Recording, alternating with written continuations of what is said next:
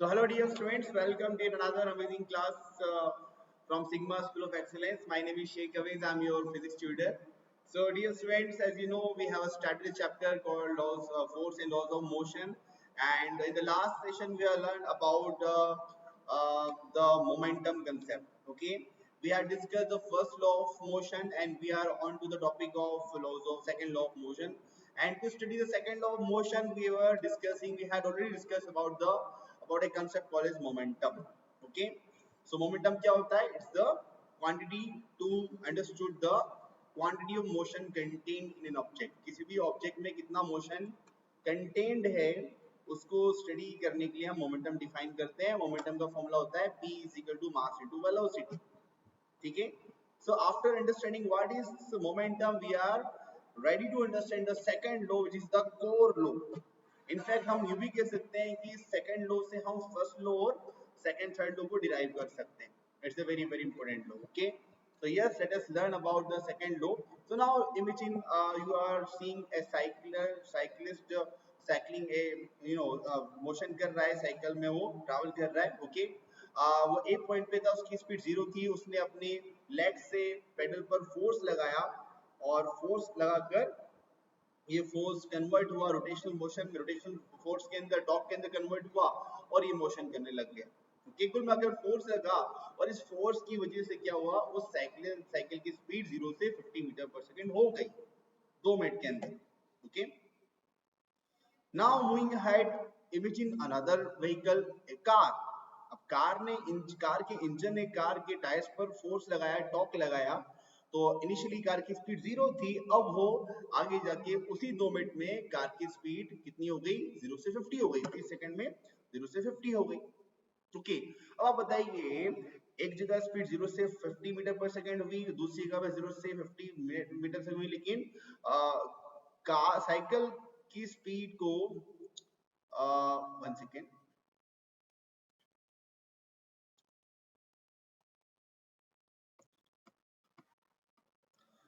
Cycle की speed को 0 से 50 होने में ज्यादा टाइम लगा और वही कार की स्पीड को 0 से 50 होने में कम टाइम लगा. तो ऑब्वियस सी बात है, कार के इंजन ने ज्यादा फोर्स लगाया और साइकिलिस्ट ने अपनी मसल्स से कम फोर्स लगाया. यानी यहाँ फोर्स का रिलेशन हम चेंज इन स्पीड से कंपेयर कर रहे हैं. कुल मिला के बात ये, यस और no. So higher the force faster will be the change in velocity. अगर फोर्स ज्यादा होगा तो क्या होगा, बदलाव जो हो रहा है वेलोसिटी में ज्यादा होगा, और फोर्स कम होगा तो वो चेंज कम आएगा. Yes or no, dear friends? So with this idea, Newton has discovered the second law of motion, and it states what? The second law of motion states that the rate of change of momentum of an object is proportional to the applied force. किसी भी object motion करते हुए object का जो rate of change of momentum है किसके proportional है? It is proportional to the unapplied unbalanced force. Okay, जो उस पर लग रहा है.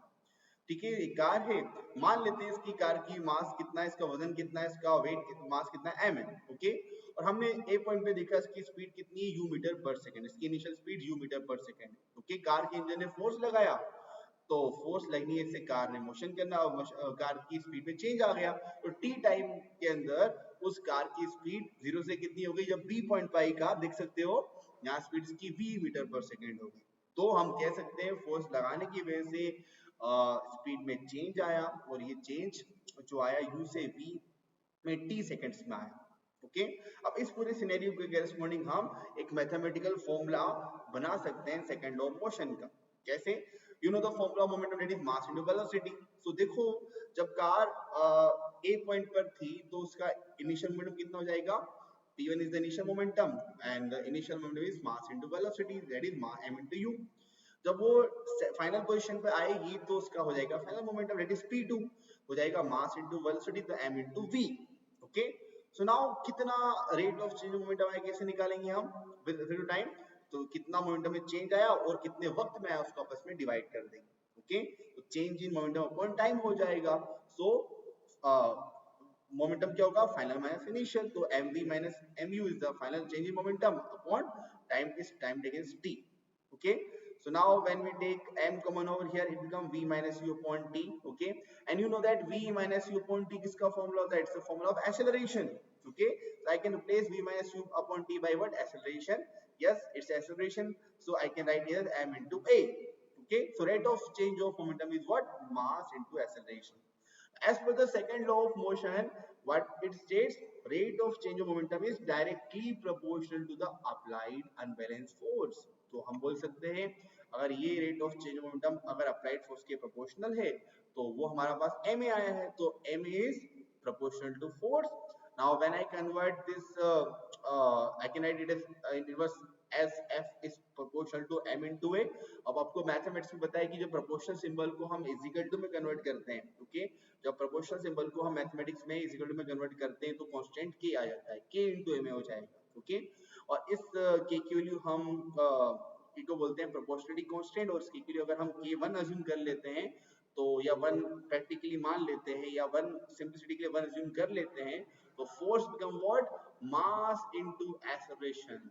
This comes out to be the mathematical formula of the second law of motion, and this equation F is equal to m is I can say this equation is the world's most useful equation. ये वो equation है जिसने पूरी एक revolution लाके रख दिया कि इस इक्वेशन की वजह से एक बहुत बड़ा बदलाव आया इंसान की सिविलाइजेशन के अंदर, ओके, जितने भी इंजन है, जितनी मशीन्स हैं, ओके, और जितना भी कंस्ट्रक्शन है, जितने मैकेनिकल वर्क्स हैं, वो इसी इक्वेशन में बेस्ड है. F is equal to ma. F is force and m is mass and a is acceleration. Okay students, so now let us discuss more about the force and its units, okay, and distinguish between the force and momentum. Okay, तो force एक vector quantity, because F होता है m into a, तो acceleration अगर vector quantity है तो force भी क्या है? वेक्टर क्वांटिटी, इसके पास डायरेक्शन होगा. ओके, तो इसको समझ लीजिए, हमें मैग्नीट्यूड भी चाहिए और डायरेक्शन भी चाहिए. ओके, तो F is equal to ma is the world's most useful equation.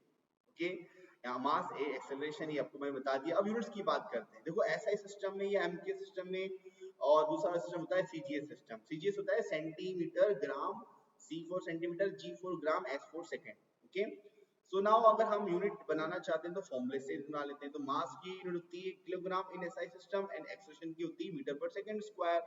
इस किलोग्राम मीटर पर second square is the SI unit. अब सीजीएस सिस्टम में मास की ग्राम हो जाएगी और एक्सेलरेशन की सेंटीमीटर पर सेकंड स्क्वायर हो जाएगी. तो एसआई यूनिट में किलोग्राम मीटर पर सेकंड स्क्वायर होता है SI unit of force, and in CGS system it is what? Gram centimetre पर सेकंड स्क्वायर. ओके, और इसी किलोग्राम मीटर पर सेकंड स्क्वायर को हम बोलते हैं न्यूटन, एंड सीजीएस सिस्टम इसको बोलते हैं dyne. Okay, so these are the two units of force. Okay, now let us define 1 newton of force and 1 dyne of force. दोनों में फर्क क्या है? Okay, so now F is equal to ma. 1 Newton कितना हो जाएगा? It become 1 कैसा आएगा? 1 किलोग्राम को जो 1 मीटर पर सेकंड स्क्वायर से मल्टीप्लाई कर देंगे. तो अब देखो, इसी से हम डिफाइन कर सकते हैं कि 1 न्यूटन फोर्स क्या होता है. A force necessarily to cause an acceleration of 1 meter per second square in an object of mass 1 kg square is 1 newton force. अगर किसी ऑब्जेक्ट पर जिसका मास 1 kg है और उस पर फोर्स लग रहा है, और फोर्स लगने की वजह से उसमें कितना एक्सेलरेशन आ रहा है, उस ऑब्जेक्ट के अंदर अगर 1 मीटर पर सेकंड स्क्वायर का एक्सेलरेशन प्रोड्यूस हो रहा है, तो हम कहेंगे उस ऑब्जेक्ट पर फोर्स 1 न्यूटन लग रहा है. एक ऑब्जेक्ट जिसका मास 1 kg है और वो मोशन करते हुए उसमें एक्सेलरेशन हो रहा है 1 मीटर पर सेकंड स्क्वायर का, तो हम कह सकते हैं कि उस ऑब्जेक्ट पर जो फोर्स लग रहा है वो 1 न्यूटन है. इस तरीके से हम 1 न्यूटन को महसूस कर सकते हैं, फील कर सकते हैं. उसी तरीके 1 डाइन क्या होगा? 1 डाइन हो जाएगा 1 ग्राम इंटू 1 cm पर सेकंड स्क्वायर. तो यहाँ पर स्टूडेंट्स क्या हो जाएगा कि एक ऑब्जेक्ट है, वही ऑब्जेक्ट है, इस बार उसका मास हो जाएगा 1 ग्राम, बहुत छोटा सा ऑब्जेक्ट है, और अगर उसका एक्सप्रेशन हो रहा है 1 सेंटीमीटर पर सेकंड स्क्वायर, तो हम बोलेंगे उस पर 1 डाइन का फोर्स लग रहा है. This is the meaning of 1 newton of force and 1 dyne of force. Okay. Now let us solve a very interesting question. A truck of mass m is moved under a force F. If the truck is then loaded with a object equal to mass of the truck and the driving force is half, then how does an acceleration changes? बड़ा अच्छा सवाल है. मैं एक truck लेता हूँ ना, suppose this is truck, ये मैंने ट्रक एज्यूम किया, ओके। मानते हैं कि इसका मास कितना है, m है, और इस पर कितना फोर्स लग रहा है, F फोर्स लग रहा है, ओके। और F फोर्स लगने की से इसमें एक्सेलरेशन कितना हो रहा है, A एक्सेलरेशन हो रहा है। तो हम बोल सकते हैं फोर्स कितना लगेगा, F हो जाएगा कितना, मास इनटू एक्सेलरेशन, ओके। और इसी इक्वेशन से हम इस ऑब्जेक्ट में कितना एक्सेलरेशन हो रहा है उसको निकाल सकते हैं, कितना हो जाएगा, फोर्स अपॉन मास। तो हमने इनिशियल कंडीशन में उस पर जितना एक्सेलरेशन प्रोड्यूस हो रहा है उसको निकाल लिया। अब हमसे कहा जा रहा है if the truck is then loaded with an object equal to mass. अब इस ट्रक के अंदर हमने क्या करा, वजन रख दिया, इसके अंदर और ऑब्जेक्ट्स रख दिए, तो एक लगेज रख दिया, तो उस लगेज का मास कितना है, m। देखो दे रखा है ना, if the truck is loaded, उसको लोड कर दिया हमने एक दूसरे ऑब्जेक्ट से, उसका मास क्या है, सेम है जो कि ट्रक का मास है।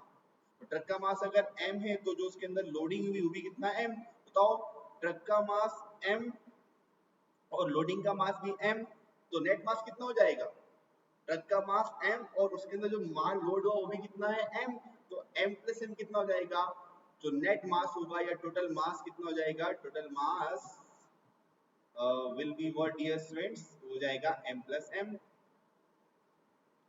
so m plus m become what, 2m, okay.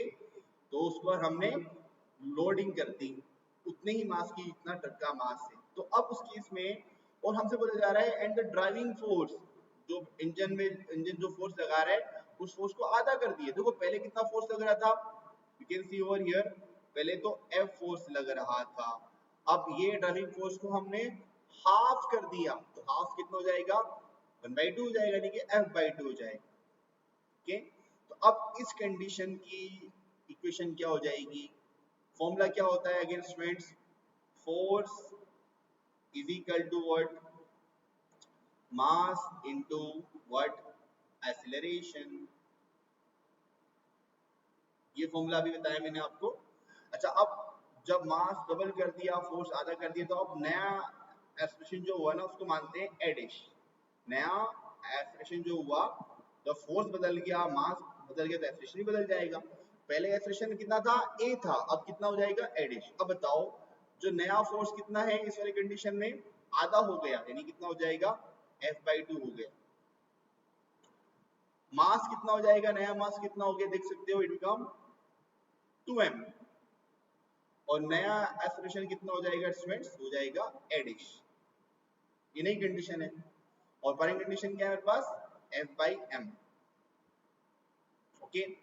Now dear students, अगर हम यहाँ पर से इस वाली मैथ्स लगाएंगे, इस वाली क्वेश्चन से अगर फोर्स निकालना चाहें तो फोर्स कितना हो जाएगा, it is m into a, वो हमें ऑलरेडी यहाँ निकाल भी रखा है, इज m into a।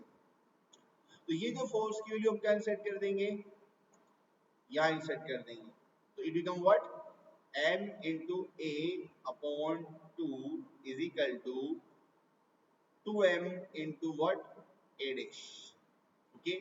अब यहाँ पर क्या होगा, यहाँ पर we can say what, हम यहाँ पर m से m को कैंसिल आउट कर देंगे, ओके, और ये टू द ट्रांसपोज हो जाएगा, तो it become a upon 4 that is equal to what, a dash। this is supposed to be the new acceleration of the object। ये थोड़ा डिफिकल्ट क्वेश्चन था, बट आपको थोड़ा समझना होगा, that is the answer, okay। next question it become a/4। now dear sir, let us distinguish between force momentum, दोनों में फर्क क्या है इसको समझने की कोशिश करते हैं ना। तो देखो first is what, it is a physical quantity that changes or tends to change the state of rest or of uniform motion। ये वो क्वांटिटी है जो रिस्पॉन्सिबल है ऑब्जेक्ट की जो रेस्ट वाली स्टेट को या जो यूनिफॉर्म मोशन वाली जो स्टेट है उसको चेंज करती है। अगर ऑब्जेक्ट रेस्ट पर है तो अगर रेस्ट से मोशन पे लाना है तो फोर्स लगेगा, और ऑब्जेक्ट अगर ऑलरेडी मोशन कर रहा है, यूनिफॉर्म मोशन कर रहा है स्पीड, कांस्टेंट स्पीड के साथ, और उसकी स्पीड को अगर चेंज करना है तब भी क्या होगा, फोर्स लगाना पड़ेगा। ये वो क्वांटिटी, ओके। तो and what is momentum, it is the product of mass and velocity. ये वो क्वांटिटी है जो हमें बताती है कि उस ऑब्जेक्ट में कितना मोशन कंटेन्ड है, क्योंकि जब बॉडी मोशन करेगी उसका कण कण मोशन करेगा, तो हम उस मास को उसकी वेलोसिटी से मल्टीप्लाई कर देंगे। ओके, देन यूनिट क्या होगी इसकी, units of force in newton, unit क्या होती है, फोर्स होती है एम के सिस्टम में और सीजीएस में डाइन होती है, और एम के सिस्टम में होती है किलोग्राम मीटर पर सेकंड, सीजीएस में जाएगी ग्राम सेंटीमीटर पर सेकंड। ओके, फोर्स का फॉर्मूला मास इनटू एक्सेलरेशन होता है। ओके, और मोमेंटम का फॉर्मूला मास इनटू वेलोसिटी होता है। Okay students, I hope it is clear to you.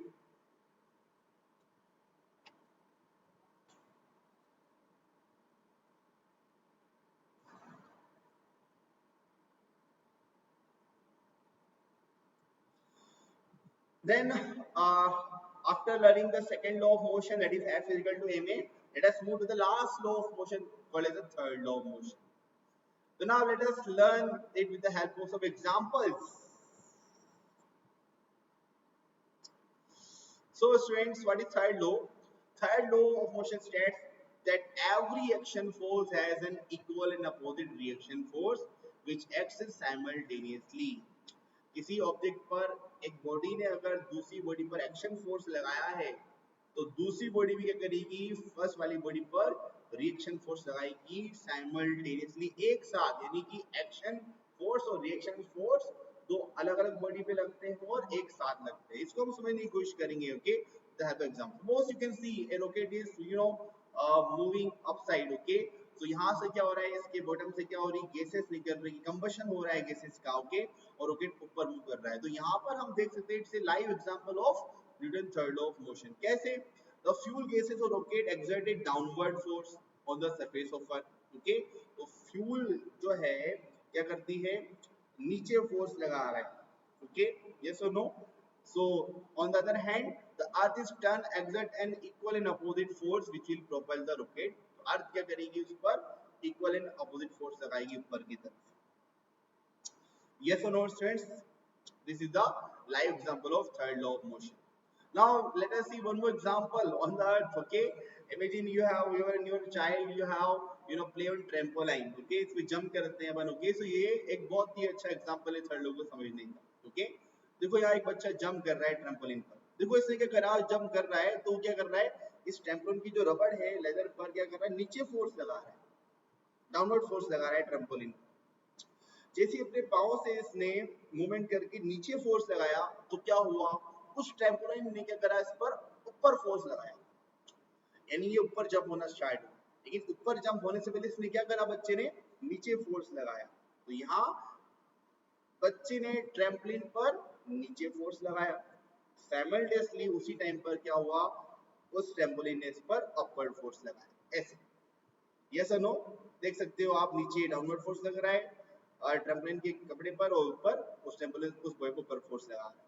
Okay, तो what does Newton want to say in third law, Newton कहना क्या चाह रहा है थर्ड लॉ में, तो वही कहना चाह रहा है कि जो फोर्सेस लगते हैं इस पूरे यूनिवर्स के अंदर, वो दो बॉडीज के इंटरेक्शन से लगते हैं।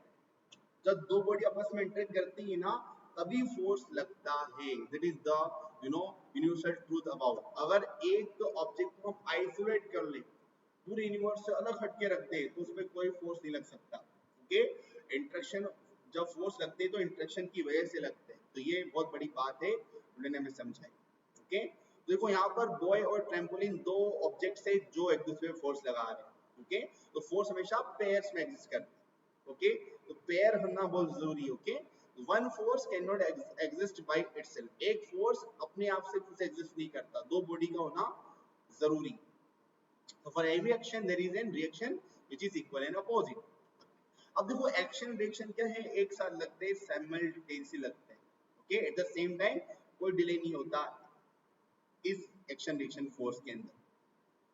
अब एक सवाल आता है कि अगर फोर्सेस अगर इक्वल है और अपोजिट भी है, तो दोनों एक दूसरे को कैंसिल आउट कर लेना चाहिए, तो नेट फोर्स 0 हो जाना चाहिए। अगेन ये डाउट आता है बच्चों के दिमाग में, बहुत गहरा डाउट होता है कि अगर फोर्स इक्वल भी है, जैसे कि अगर आपसे बोलूं मैं, एक फोर्स इस तरफ लग रहा है 10 न्यूटन का और एक फोर्स इस तरफ लग रहा है 10 न्यूटन का, तो क्या सर इस पे तो नेट फोर्स कितना हो जाएगा, 0 हो जाएगा, तो कैंसिल आउट हो जाएगा। बट ऐसा नहीं, वजह इसकी क्या है, they do not act on the same object and hence cannot cancel out each other। देखो जब ये हमारा फर्स्ट ऑब्जेक्ट है, ये हमारा सेकंड ऑब्जेक्ट है, तो फर्स्ट ने सेकंड पर 10 न्यूटन का फोर्स लगाया, तो सेकंड भी क्या करेगा, फर्स्ट पर 10 न्यूटन का फोर्स लगाएगा। आप देख सकते हो 10 न्यूटन का फोर्स वन ऑब्जेक्ट पे लगा और 10 न्यूटन का फोर्स सेकंड ऑब्जेक्ट पे लगा। दोनों फोर्स अलग अलग ऑब्जेक्ट पे लग रहे, तो गेस आउट कैसे हो पाएंगे students. Okay, this is the reason behind. Now let us revise all the three laws, three rules of motion. Okay, you can see first law, second law, third law. So first law is what? It describes the relationship between the force on the two interacting object. Okay. तो first law में क्या होता है, I discuss. Okay, that is the law of inertia. Second law is what? It gives an idea of force. Okay, so किस force की value कितनी है हमें बताता है।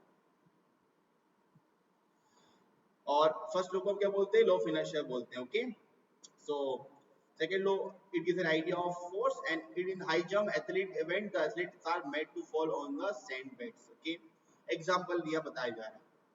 Third law is what?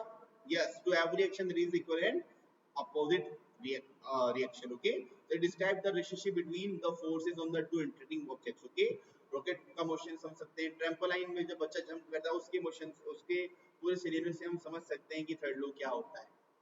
Okay, now since action, reaction powers are always equal in magnitude and opposite in direction, how can anything ever be accelerated?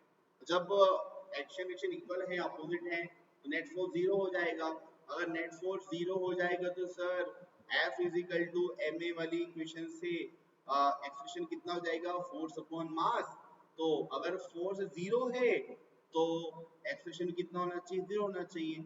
ऐसा तो होता नहीं है, तो वजह वही है ना कि एक्शन रिएक्शन क्या है, दो अलग अलग ऑब्जेक्ट्स पे लगते हैं, that is the reason. Okay, अच्छा, a man is at rest in the middle of a pond on perfectly frictionless ice, how can we get him to the shore? Okay, एक बंदा है जो पॉन्ड के middle में है और वो फ्रिक्शनलेस आइस पर है, तो हम उसे कैसे शोर पे ला सकते हैं? Again, by using the third. Okay, so if a man throw away his shirt in the direction opposite to the direction of motion, he can get himself. अगर वो शर्ट को उतार कर इस तरफ फेंकता है, अगर वो इस तरफ फेंकता है, तो जब उसने अपने हाथ से शर्ट पे इस तरफ फोर्स लगाया, तो शर्ट भी क्या करेगी? उस पर इस तरफ फोर्स लगाएगी।